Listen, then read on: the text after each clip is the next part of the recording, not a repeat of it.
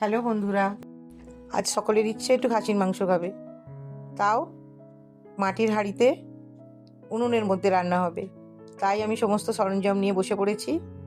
হাঁড়ির মধ্যে আমি তেল, গরম মশলা, পেঁয়াজটা ছেড়ে দিয়েছি, হলুদটা দিয়ে দিয়েছি। এবার টমেটম দিলাম, সামান্য নেড়ে নেব।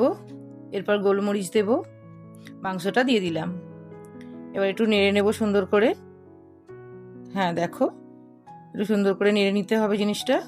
এবার চাপাটা দিয়ে দিলাম, একটু জল দিয়ে দিলাম। আমরা একটু লঙ্কা বেশি খাই, দেখো তোমরা তোমাদের মতন করে দেবে। দেখো একটু নেড়ে নিচ্ছি লঙ্কাটা দিয়ে ভালো করে। কালারটা কত সুন্দর এসেছে দেখো। এবার ধনে জিরের গুঁড়ো দিলাম, একটু স্বাদের জন্য চিনি দিয়ে দিলাম। দেখো বন্ধুরা, এবার আলুগুলো দিয়ে দিলাম, দিয়ে একটু নেড়ে চেড়ে নেব সুন্দর করে। দিয়ে একটু আমি চাপাটা দিয়ে দিলাম। এবার দেখো, চাপাটা খুলে আমি একটু নেড়ে নিচ্ছি।